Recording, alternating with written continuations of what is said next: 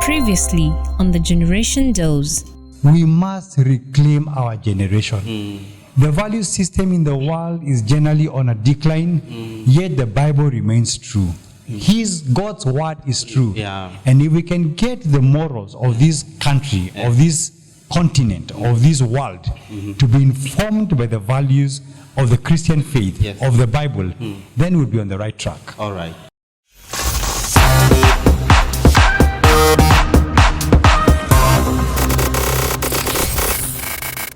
So in other words, if I can pick it from what you've said, the church, besides investing in children, needs also to look at the people children interact with.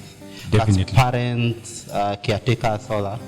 Anytime you look at the child, you must look at him comprehensively. And that's why I was saying, children ministry, just like any other ministry, is a complex ministry. There is no way you're going to talk about doing ministry to children and all you're thinking about is running a 2-hour Sunday school program. Yeah, it's very narrow. The question is, I am in church.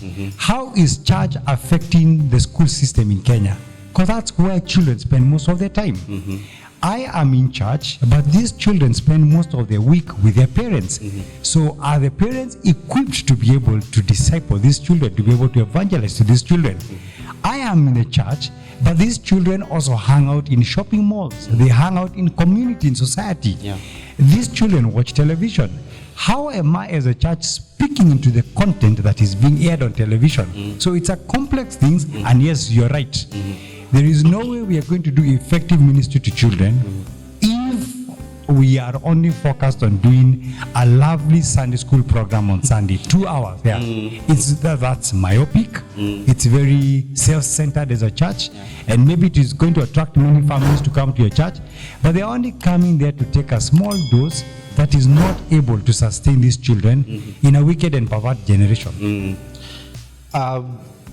Going back to something you had highlighted about this child is watching television, they are watching cartoons and all those kind of things. Recently, during this COVID period, I spent about 7 months at home. Okay. And I saw my nephews watching cartoons, and this cartoon had adult content. Okay. What we would call adult content. Yes.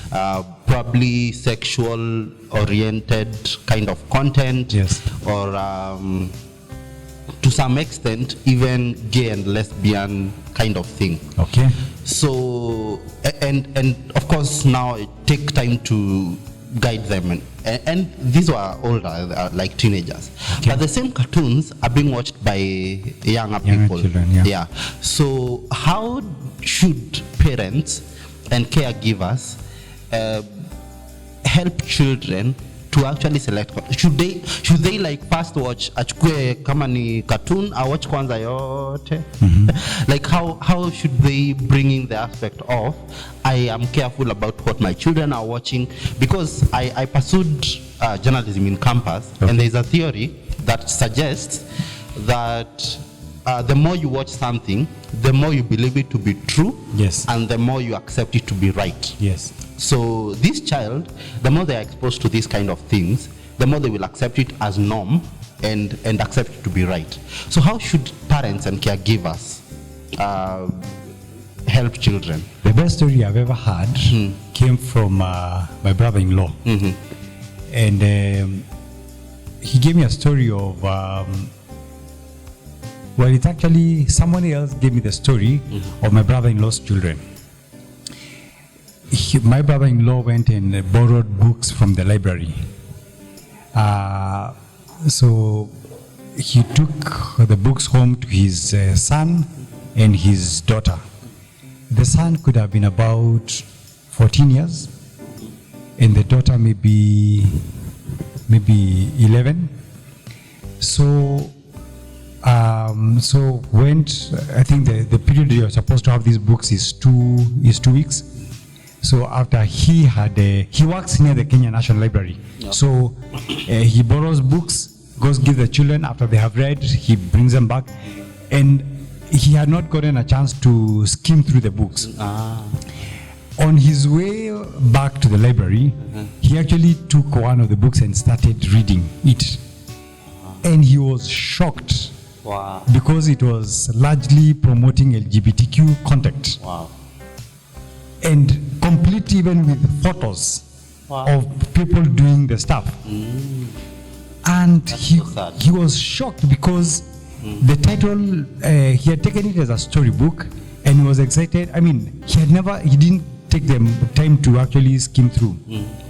So lesson number one, it may be important for us to skim through what it is that our children are watching. But that's not the best part of the story. So when he went back in the evening, he had a conversation with the children, and was like, so the daughter, he was like, I borrowed some books. Did you read them? And the daughter said, yeah, I read them. So it was like, so how did you like them?